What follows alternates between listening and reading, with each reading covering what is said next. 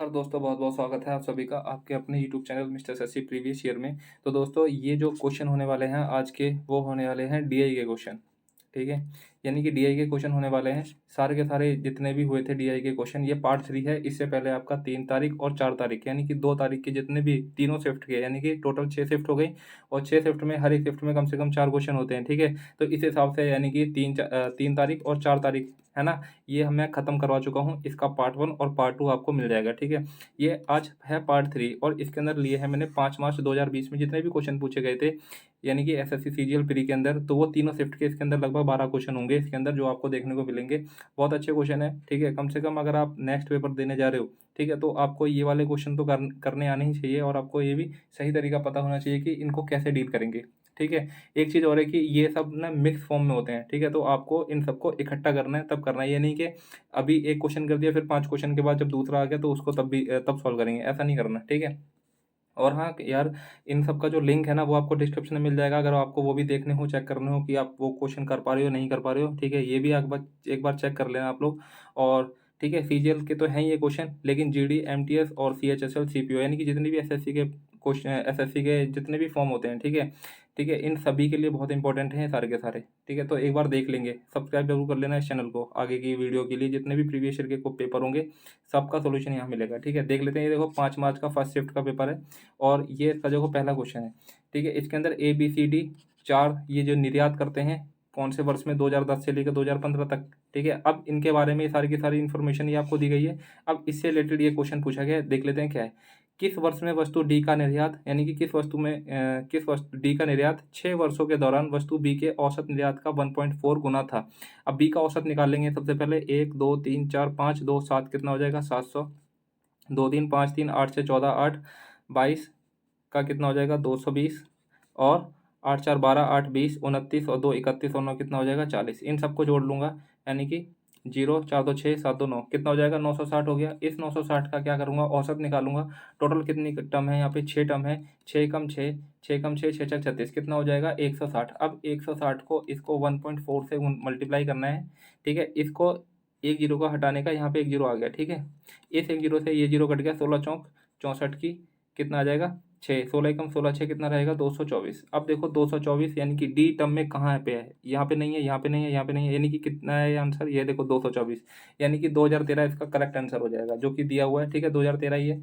तो बस ये नॉर्मल सा क्वेश्चन था। आपको सबसे जो इंपॉर्टेंट है ना डीआई के अंदर वो ये है कि आप कैलकुलेशन को कैसे डील करते हो, बस इसके अलावा और कुछ नहीं। नेक्स्ट क्वेश्चन देख लेते हैं इसी का ही, क्या कह रहा है, नीचे दी गई वही सेम क्वेश्चन है, ठीक है?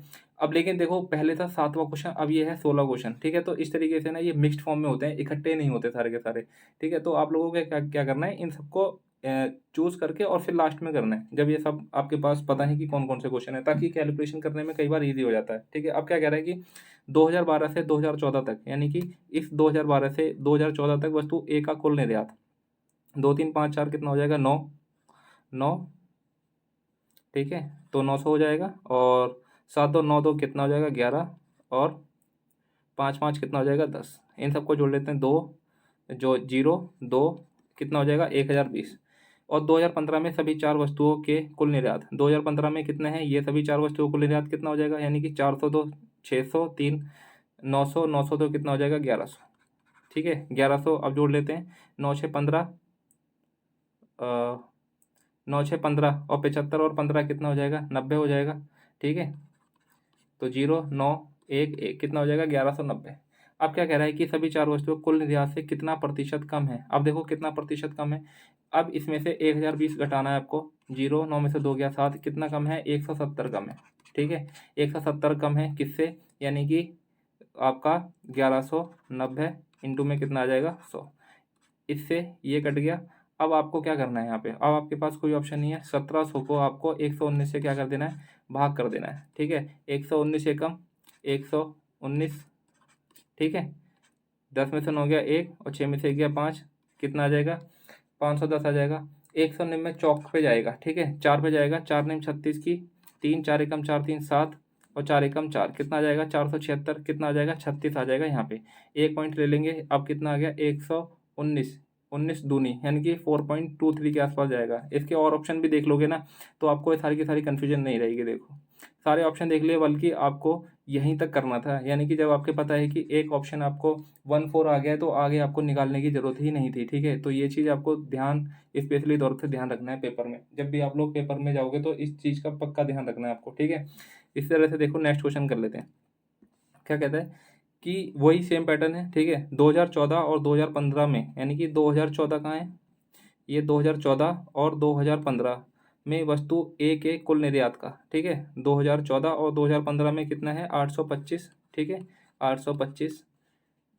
2011 और 2015, यानी कि इस 2011 और इस 2015 में वस्तु सी के कुल निर्यात, यानी कि 244 तो ये हो जाएगा, ठीक है। 244 और 306, 6 4 10 5 और कितना हो जाएगा 550, यानी कि 825 का और 550 का क्या निकालना है आपको, रेशियो निकालना है। अब देखो इसके अंदर क्या चीज़ लग रही है वो चीज़ देखना है। सबसे पहले मैं इसको 5 से काट देता हूँ, 5 एकम 5 0, 5 एकम 5 3, 5 छः के 30, 5 25। अब ये 6 से 11 से कटता रहता है, 11 एकम 11, 11 पंचे 55 और कितना हो जाएगा 10, 5 तिया 15, 5 दूनी 10। आंसर क्या आ जाएगा इसका, 3:2, यानी कि ऑप्शन ए इसका एकदम करेक्ट आंसर हो जाएगा, ठीक है। कैलकुलेशन आप पे डिपेंड करता है कि आप इसको कैसा कर रहे हो, ठीक है। बाकी ईजी है, कोई इतनी प्रॉब्लम नहीं क्रिएट करेगा, लेकिन वहाँ पे प्रेशर में ये चीज़ें गलती होती हैं, यही चीज़ें गलती हो जाती हैं, क्योंकि क्वेश्चन में कुछ होता है, कुछ समझते हैं हम लोग, ठीक है। नेक्स्ट क्वेश्चन देख लेते हैं। 2010, 2012 और 2014 में डी, यानी कि 2010, 2012 और 2014 में डी, यानी कितना हो जाएगा 214, 214 यानी कि 400, यानी कि 400 और 403 कितना हो जाएगा 700, 700। अब देख लेते हैं 10, 50, ठीक है। नेक्स्ट देख लेते हैं 4, 7, 11, 11 9 कितना हो जाएगा 20। इन सबको जोड़ने पे कितना आ जाएगा 770, कितना आ गया भाई 777 आ गया। और 2011 और 2012 में सभी चार वस्तुओं के कुल निर्यात का कितना प्रतिशत है। अब 2011 में कितनी है, यानी कि 2, 3, 2, 5 और 2 कितना हो जाएगा 700, ठीक है। 5, 3, 8, 4, 12, 8 कितना रहेगा 20 और लास्ट का टर्म जोड़ लेंगे 4, 4, 8 तो कितना रहेगा 10, यानी कि 710 कितना आ जाएगा 910 इस चीज़ का आ गया, यानी कि कब का हो गया, यानी कि 2011 का कितना आ गया टोटल 910। अब मैं देख लेता हूँ 2012 का टोटल देख लेता हूँ, ठीक है। 2012 का 2, 3, 2, 5, 2, 7, यानी कि 700 और 2, 3, 5, 3, 8, 4 कितना रहेगा 12 और लास्ट का टर्म जोड़ लेंगे 8, 5, 13, 7 कितना रहेगा 20। इन सबको जोड़ लेंगे कितना आएगा 0, 4 कितना आएगा 840। अब इस 840 और 910 को जोड़ लेंगे, ठीक है। 0, 5, 9, 8, 17 कितना आ जाएगा 1750 आ गया, ठीक है। फिर से एक बार क्वेश्चन पढ़ेंगे। 2010, 2012 और 2014 में वस्तु डी का कुल निर्यात कितना था 770, ठीक है।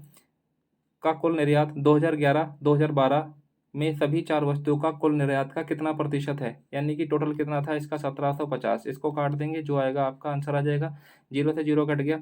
अब 5 तिया 15, 5 25, 5 दूनी 10, 7 से कटता है, 7 एकम 7 0 और 7 पंचे 35, 5 एकम 5, 5 दूनी 10, 5 दूनी 10, 22 दूनी कितना रहेगा 44। ये आपका करेक्ट आंसर हो जाएगा, ठीक है। यानी कि ऑप्शन ए और जो ऑप्शन डी है इसका एकदम करेक्ट आंसर हो जाएगा, ठीक है। तो कैलकुलेशन ही है मेन इंपॉर्टेंट जो पार्ट डीआई में जो कर रहा है, जो आजकल परेशान करता है वो सिर्फ कैलकुलेशन है और इसके अलावा और कुछ नहीं, ठीक है। क्योंकि हमारे पास वहाँ पे जो टाइम रहता है बहुत ही लिमिटेड रहता है, ये सब चीज़ें आपको समझनी पड़ेगी। नेक्स्ट क्वेश्चन देख लेते हैं। देखो ये आपका सेकंड शिफ्ट आ गई है अब, ठीक है। सेकंड शिफ्ट आ गई है, इसको भी देख लेते हैं कि सेकंड शिफ्ट में किस टाइप के क्वेश्चन पूछे गए हैं। लेकिन तो आपको ना इससे ये भी चीज़ पता चलेगी कि कितनी सिमिलरिटीज़ रहती हैं, यानी कि फर्स्ट शिफ्ट में जो बच्चे पेपर दे के आ रहे हैं, फिर नेक्स्ट शिफ्ट में क्या पेपर दे के आ रहे हैं, ठीक है। तो उसमें ये आपको पता लगेगा कि सिमिलरिटी क्या क्या है, यानी कि कितना उसके अंदर सेम तरह के क्वेश्चन पूछे जा रहे हैं। तो आपको ये थोड़ा उसको बहुत आइडिया, मतलब ये जब आप प्रीवियस ईयर क्वेश्चन करते हो ना तो आपको आइडिया पूरा लग जाता है कि किस तरीके से पेपर बना रहे हैं ये, ठीक है, टीसीएस। अब देख लेते हैं क्या है क्वेश्चन। 2015, 2017 और 2018 के दौरान कंपनी बी द्वारा बेची गई कारों की कुल संख्या, ठीक है।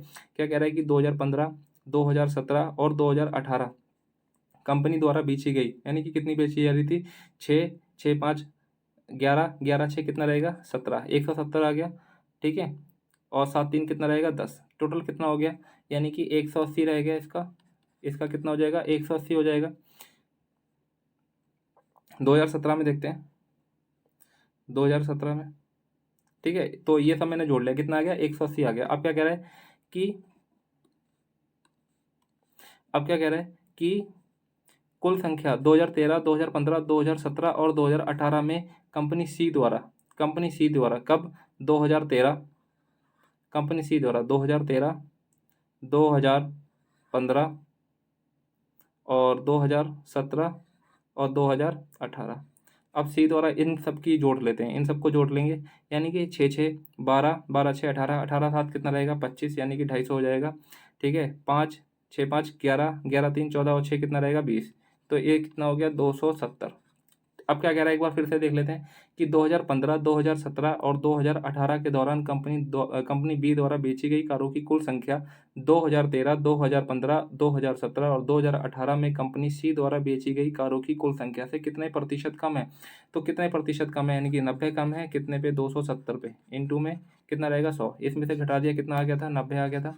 ठीक है, 90 ही कम हो रहा था, जीरो से जीरो कट गया, 9 या 27, 100 के बटे में 3 का क्या मतलब है, यानी कि 33 सही 1/3 आपका आंसर हो जाएगा। ठीक है, ऑप्शन फर्स्ट इसका एकदम क्लियर आंसर हो जाएगा, बिना किसी रुकावट के, बिना किसी हिचकिचाहट के साथ। ठीक है, नेक्स्ट क्वेश्चन देख लेते हैं। देखो ये 52 का ही क्वेश्चन चल रहे हैं, सेम चीज़ है। अब क्या कह रहा है कि 2018 में कंपनी सी द्वारा बेची गई कारों की कुल संख्या, 2018 में कंपनी सी कितनी बेच रही है, 76 बेच रही है। ठीक है, 2014 से 2018 के दौरान, 2014 से और 2018 के दौरान, 2014 से 2018 के दौरान कंपनी ए द्वारा बेची गई कारों की औसत संख्या से कितनी अधिक है।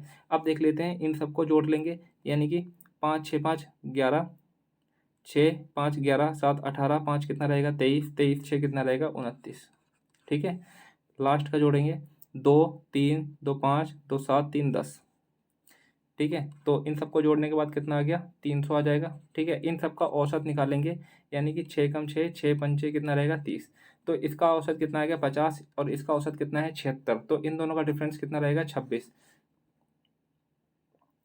एक बार देख लेते हैं फिर से क्या कह रहा था ये, 2018 में कंपनी सी द्वारा कितना बेचा जा रहा था, सॉरी मैंने 6 से भाग कर दिया, लेकिन यहाँ से करना था 5 से भाग करना था, सॉरी गलती हो गई। ठीक है, 5 से भाग करना था, यानी कि 5 6 के 30 कितना आ जाएगा 60 आ जाएगा।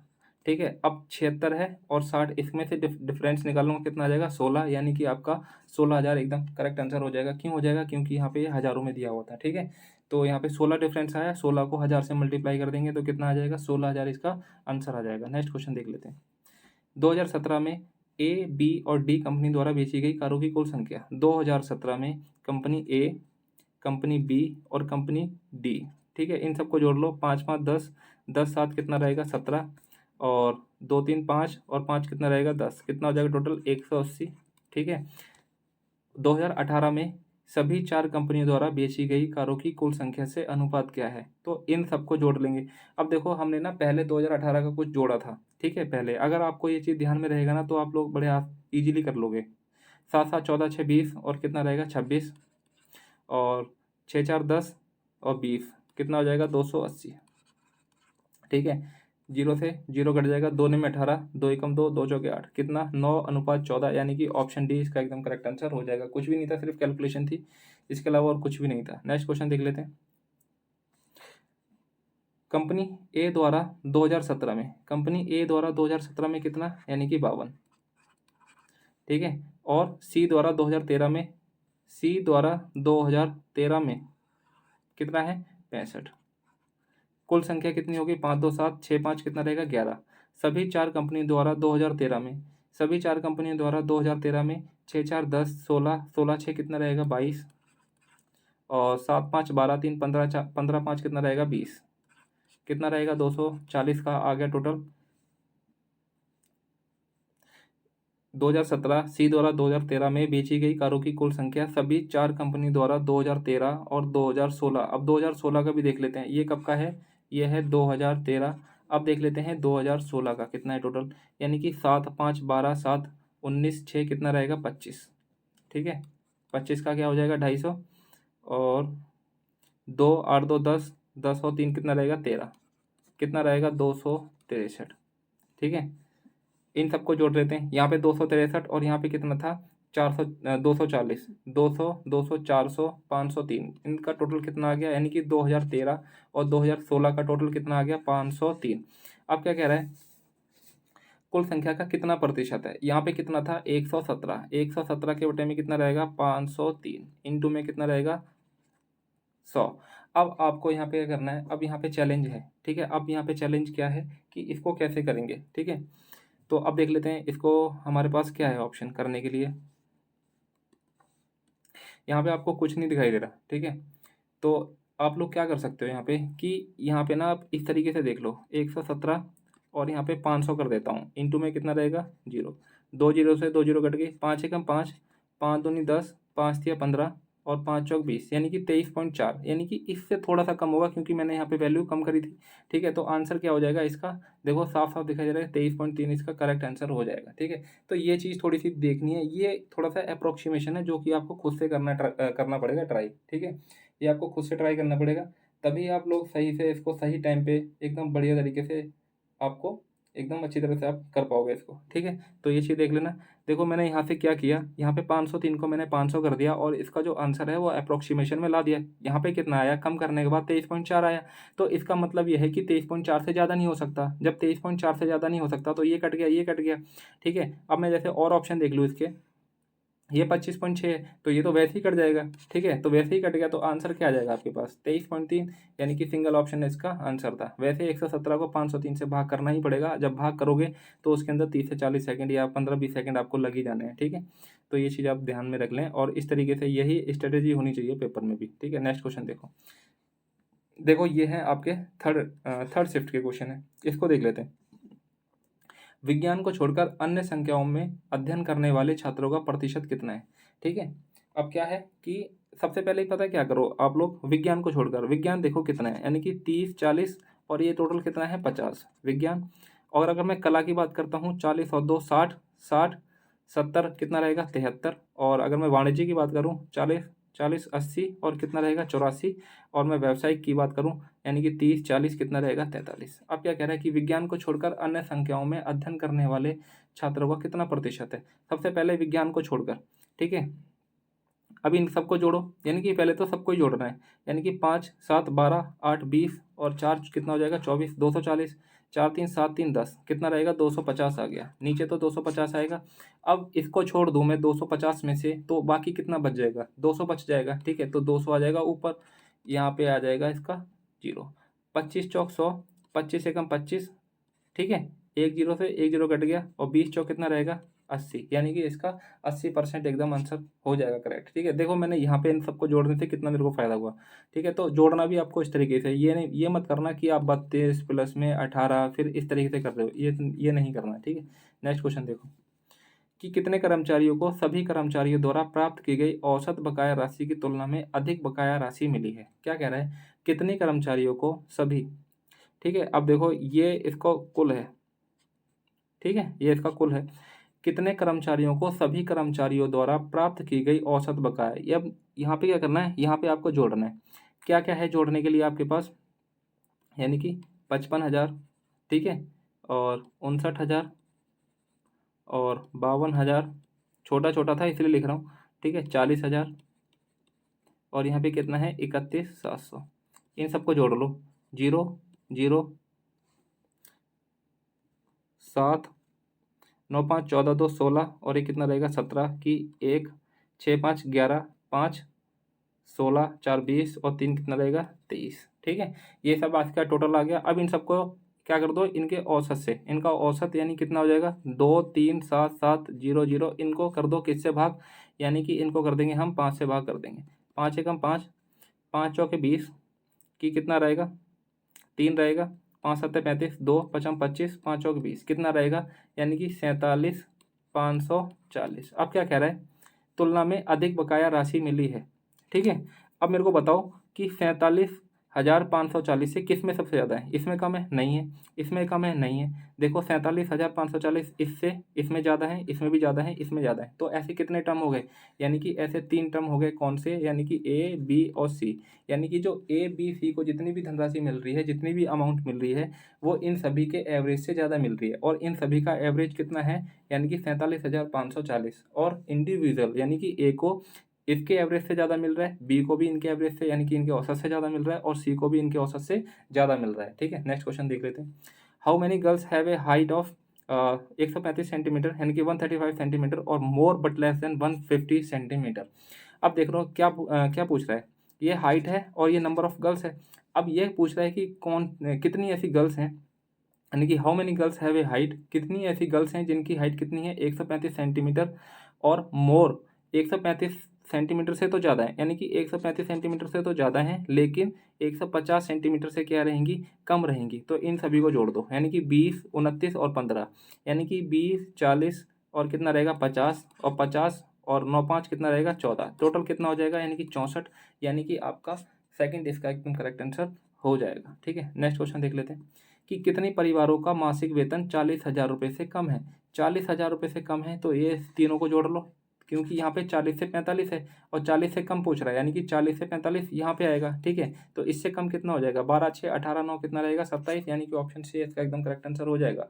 अब आप चीज़ ये देखो कि 5 तारीख में जितने भी क्वेश्चन पूछे गए थे, अगर मैं फर्स्ट शिफ्ट छोड़ दूँ, फर्स्ट और सेकंड शिफ्ट छोड़ दूँ और थर्ड शिफ्ट में, देखो थर्ड शिफ्ट में डीआई के क्वेश्चन इजी है। ठीक है, तो ये आपकी इजी शिफ्ट रहेगी, तो इसके अंदर जैसे भी नॉर्मलाइजेशन में फ़ायदा मिलेगा, तो इसमें कम मार्क्स बढ़ेंगे और उस वाली शिफ्ट में ज़्यादा मार्क्स बढ़ेंगे। ठीक है, ये डिफरेंस होता है। देखो ये आपके क्वेश्चन मतलब ख़त्म हो गए। ठीक है, ये आपके टोटल आज 12 क्वेश्चन मैंने किए हैं 5 तारीख की शिफ्ट के। कब के? यानी कि 5 तारीख के शिफ्ट के टोटल 12 क्वेश्चन हो गए।